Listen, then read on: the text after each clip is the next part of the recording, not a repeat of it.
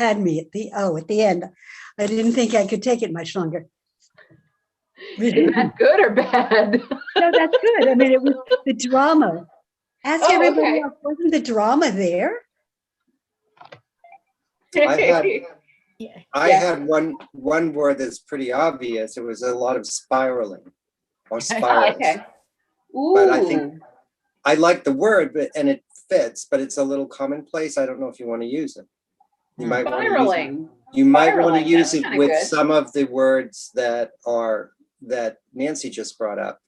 There is an element of confrontation there, it seemed, but confrontation isn't the right word to use in this context. Especially as a solo, yeah. And I also had a critique about the number of technical changes you made. I think it's too much. Okay, yeah. There's like 6 different things that you change or more, and I think Yeah. you need to narrow it down some. Okay. There's 2 other issues. The color ones are very sharp and in focus, but you often cut off your head. Your head's on, and it's like, what? And the black and white, the movement's really sharp and clear and wonderful, but the focus is not. When you go to black and white, the focus is nowhere near as sharp as the color. And that's the original footage I'm working with. That's something I don't think I can fix unless I do a whole different video, or unless I take those clips out. Yeah. I noticed that about halfway through, and I was like, oh crap, this is too late to redo these. Mm-hmm. The camera that's sharp and focused zooms in, it doesn't have the wide angle. So yeah. But frequently your head's cut off. Yeah, that's it, because it doesn't have the wide angle. And I can't tell till later. Well, that's what the terror is. There's terror if your head isn't there. Oh, that would be frightening. Yeah. So if anybody's watching this live stream, go back to the video before this that says, help me name this dance, because that's what we just watched, and I didn't start the live stream until we started talking about it. So sorry about that. But anyway, you can go back and look at the video because it's on the YouTube channel. Yeah. So anyway, that's my video for the month. I like spiraling as a title. Mm-hmm. And I also thought last night, I was thinking, this is what it's like to live in a Gemini's head. This is what it's like to be in the mind of a Gemini, which I am. Constantly shifting gears. Hi, Kelly. Hey, Karen, welcome. Thanks for joining us. Kelly, I love where you dissolve into the abstract patternings. The pixelating, yes. I love that. It's gorgeous. Cool. And I would take one of Nancy's terms and call it defiant spiraling. Oh. I like that. Ooh. How's that, Tim? Can we do that? I like that. Yeah. Defiant spiraling. I like that. That's it. You got it. Yay. Thanks, guys. All right. So go ahead, Nancy. Take it away. Okay. Better make myself bigger. This is the book that I am taking poems from, Berlingetti's latest poems. Sounds like somebody knows him already. Well, he just recently died, didn't he? Recently died, yeah. And he was like 102. Yes, something like that. Yeah. Mm-hmm. He lived forever. Forever. And ran a bookstore up till the day he died. He did. Yes. City Lights. Let's City hear Lights. it. So, Karen, if we just stay as poets, we might live a really long time. Let's hope. We already have Nancy. Well, yes. Yes, you're right. I have. Me too. I will read 2 of his poems, and remember that he does love his city. So when I read Baseball Canto, he loves everybody in the city. He says, watching baseball, sitting in the sun, eating popcorn, and he would, of course, reading Ezra Pound, and wishing Juan Marcel would hit a hole right through the Anglo-Saxon tradition in the first canto and demolish the barbarian invaders when the San Francisco Giants take the field. And everybody stands up to the national anthem, with some Irish tenor voice piped over the loudspeakers, with all the players struck dead in their places, and the white umpires, like Irish cops, pressed in their black suits and little black caps pressed over their hearts, standing straight and still, like at some funeral of a Blarney bartender, and all face east, as if expecting some great white hope or the founding fathers to appear on the horizon, like 1066 or 1776 or all that. But Willie Mays appears instead in the bottom of the first, and a roar goes up as he clouts the first one into the sun and takes off like a foot runner from Thebes. The ball is lost in the sun, and maidens wail after him. But he keeps running through the Anglo-Saxon, and Tito Fuentes comes up, looking like a bullfighter, in his tight pants and small pointed shoes. And the right field bleachers go mad with Chicanos and blacks and Brooklyn beer drinkers. Sweet Tito, sock it to him, Sweet Tito. And Sweet Tito puts his foot in the bucket and smacks one that doesn't come back at all and flees around the bases like he's escaping from the United Fruit Company as the gringo dollar beats out the pound. And Sweet Tito beats out like he's beating out usury, not to mention fascism, and beating out anti-Semitism. And again, Juan Marcial comes up, and the Chicano bleachers go loco again. And Juan belts out the first fast ball out of sight and rounds first. It keeps going, and rounds second, and rounds third. It keeps going, and hits pay dirt to the roars of the grungy populace as some nut presses the button to put on the tape recorded national anthem to save the situation. But it don't stop nobody this time in their revolution round the loaded white bases in this last of the great Anglo-Saxon epics in the Territorio Libre of baseball. Cool. So now James is going to treat us to a piece of music. I'm not sure what you're going to play. I'll let you take it away. Okay. So this is a song by the band Clem Snide. They were out of Boston. They were named after a character in the William S. Burroughs novels, Naked Lunch and a few others. And let's see, sure. I think everyone will be able to hear me this time, which is nice. We had some bass issues last time. The song is called Messiah Complex Blues, which I think is just a great title. So here we go. I wouldn't die for your sins. 'Cause what if I lose and you win?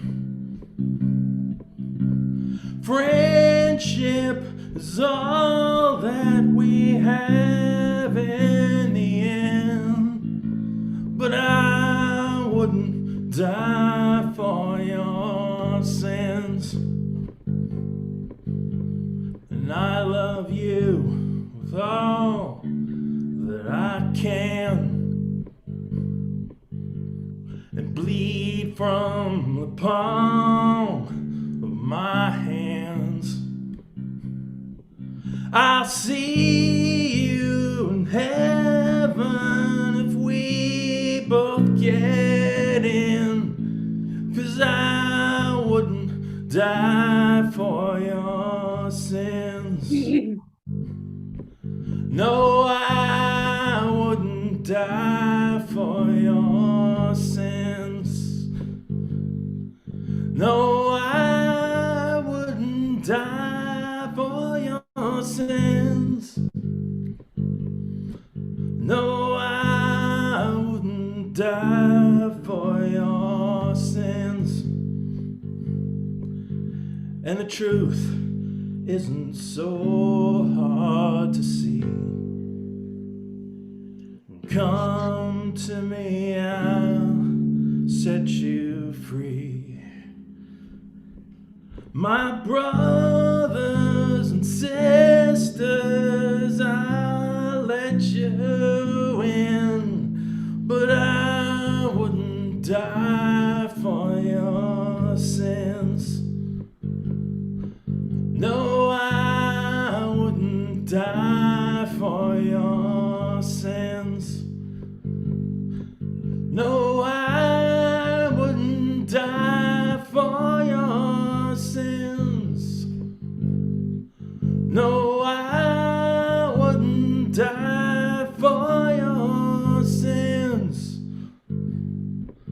No, I wouldn't die for your sins.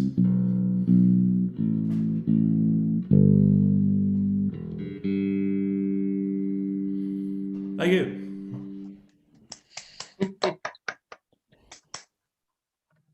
Yay, thanks, James. So we're kind of a small group tonight, but Karin, why don't you take us away with a poem? Okay, how many do you want me to read now? How many you got? I've got 2 and some haiku, whatsoever you want. Why don't you go ahead and do 1 in the haiku or 2? I don't know. It depends on how Okay. long they are. Okay. I'll let you gauge it. Not too long. Okay. These are all spring because this is spring. So the first poem was a poem that I wrote because I love Dylan Thomas poetry. Mhm. And he has a wonderful poem, and I loved how you read, Nancy, and Ferlinghetti. What a nice homage to him. So this is a poem that Dylan Thomas used the first line as the title, and it's the force that through the green fuse drives the flower, and it's sort of like the growth impetus. So the name of my poem is The Green Fuse, and it is dedicated to Dylan Thomas since I stole his line, part of it, for the title. Mhm. And it's about raking the leaves that I leave on the garden, the little city garden, such as it is, to protect it from the plants from the frost. So in the spring, I have to get out there and get all those old dead leaves out. Here's the poem. The Green Fuse for Dylan Thomas. Unraked leaves from last fall, crushed by winter snow and wet melt, a compressed mat covering my garden. Cleanup delayed by a too late spring, complicated by sturdy green shoots already shoving their way up and through. The rake's edges too wide to be harmless, so kneeling, my forearm the rake's handle, my fingers its tines, carefully scoop dead leaves. Inadvertently brush hosta spears, startled by their powerful thrust. The mutual shock of something live. Yes. That was, I mean, they're scary, you know, they're pushing right through and they're live too. And this poem is a little complicated. It's my spring poem. And I want to recommend to everybody that they watch, if they have the access to cable TV, to watch a film called The Dig, which is about the Anglo-Saxon burial at Sutton Hoo that was uncovered in 1939 when England was on the brink of the war with Germany. Mhm. And part of this film is brilliantly historical, especially the main man, who was called the excavator. He named himself that. He's real. And the woman, Mrs. Pretty, who owned the property on which this remarkable dig was found. And the museums fighting tooth and nail to get this property. And other than that, there is a fictionalized part of some love stories, romances that are quite beautiful. And a lot of this film is very philosophical about the consolation of both history and astronomy. And I recommend it highly. Now, this poem references a poem, the ancient Anglo-Saxon epic called the Beowulf. They don't know who wrote it, a million Yes, of people. course. You know, who wrote it? The only copy survived because some crazy Danish guy in the 18th century came to the British Museum and hand copied the only manuscript, took it back to Denmark, and the British Museum burning the only original manuscript that they knew of the Beowulf. So supposedly it does detail some historical events like this film, The Dig. There are some references to people who were real in the 4th and 5th centuries in Denmark, in the Frisian Islands that disappeared into the sea, in what we call the Netherlands, and British England before it became Anglo-Saxon England. But this is about the Anglo-Saxons. They are warriors, they're marauders, they're pirates, they're in search of land and treasure. They're And my people. they're your people, yes. They're part of my people too. Only And one you part. taught medieval history at Brandeis, right? I That was did. I taught Anglo-Saxon was my favorite part of it. So this is about a part of the Beowulf. I'm not using, only one line is directly from the Beowulf, but I'm not doing it in Anglo-Saxon. I'm doing it in Seamus Heaney's translation of the epic. Yep. You will hear that as different from the poems, the part of the poem that's mine. It's about how what happened to these terrible people is that they came to kill all these people in their mead hall, and then the ice froze them in and they couldn't get their boats out. So they had to stay with their enemies over the winter. Now, spring. When the ice finally breaks, all the images of restraint give way. Mhm. Surely the Norse warriors, winter trapped in their tribal enemy's mead hall, feel desire's fire for their dragon-proud ship, move their feet apart, balances stance, readies for the swell. The water builds its sullen resistance, eyes narrow, shoulders and legs become the rhythm of the oars. Their shope, Beowulf's shaper, nailed it. Foamy-necked floater, most like a flyer. The double kenning, one for boat, the other bird.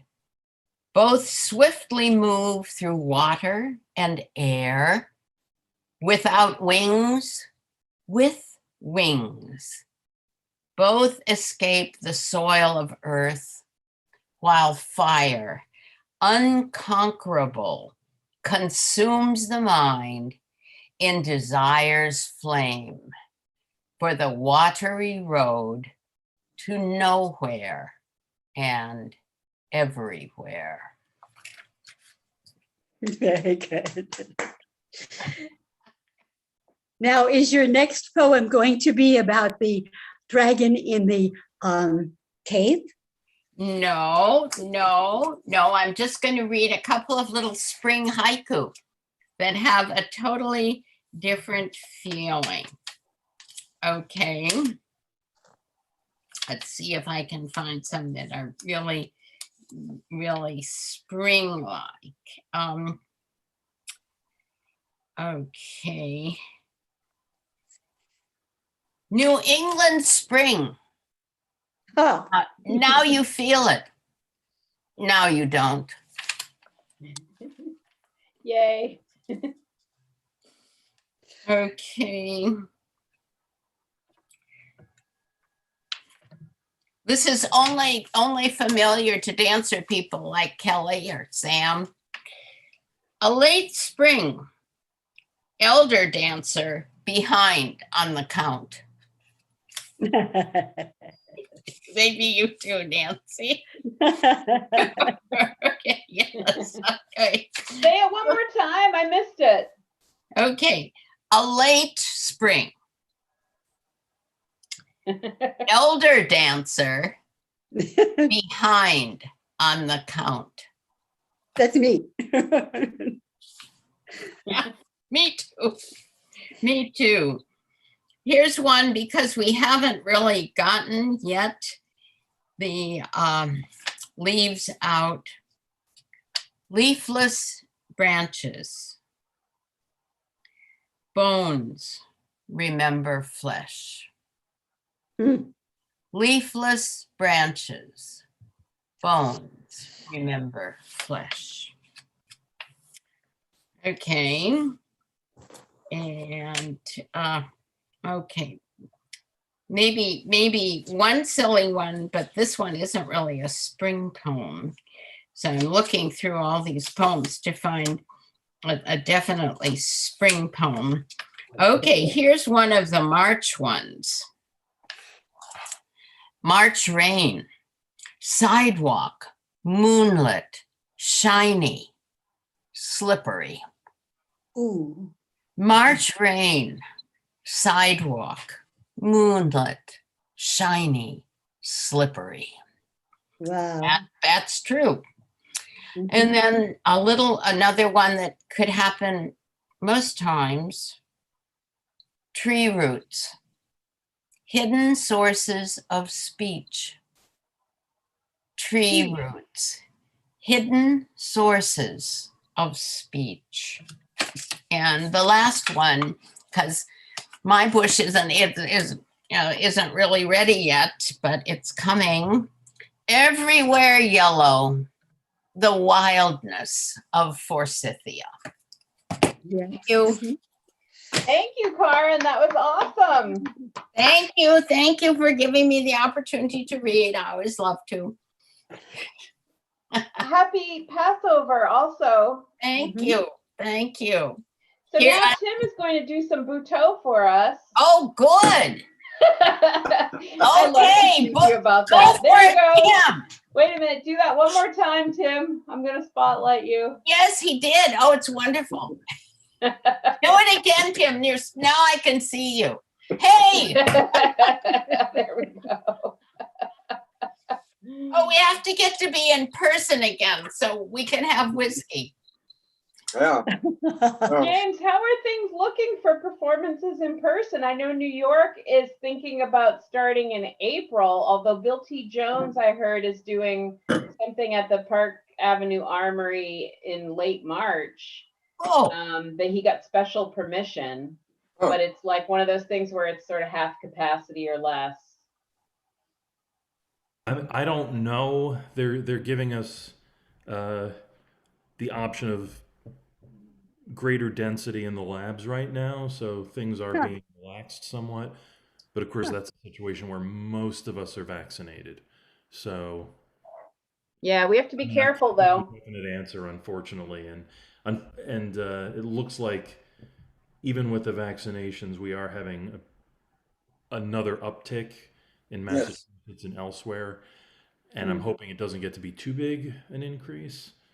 But Oh, I kind of keep my eye on the numbers every day, and it's Mm. eventually going to go down simply because the rollout of vaccines is going really quickly. So Yeah. we'll get there. I even saw an article in the New York Times that we're going to have a surplus come mid-May, which is great. We can start maybe helping other countries. And Yes. yeah, good.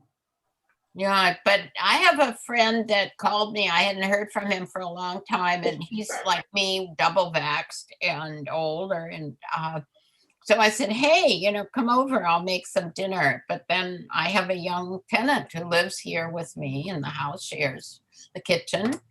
And so my friend said, "Oh, well, I don't know about that." And he's really scared, even though he's been, he's had the Moderna twice, and also uh, beyond the quarantine time. But I think that people are really frightened, and they don't want to risk. And I refer to Dr. Fauci as Rabbi Fauci now, because everybody regards him as a sort of, religious guru. And when Easter comes, we can call him Father Fauci. Father Fauci. I think he should be doing a weekly fireside chat with the country because he knows what the hell he's talking about. And then people would know more. Each week they'd learn something more. But I think he's probably afraid he'll get assassinated by the crazies if he does that. So, Oh, yeah. unfortunately. No, I think people really regard him as like it's ex cathedra. He's like God speaks, and that's what we need to do. And he's saying, I didn't go to the family Seder tonight. I did my own thing in front of the screen. Yeah, because he said, "Don't go." No, if he says don't go, I don't go. Yeah. Speaking of which, I've gotten some requests for people to perform next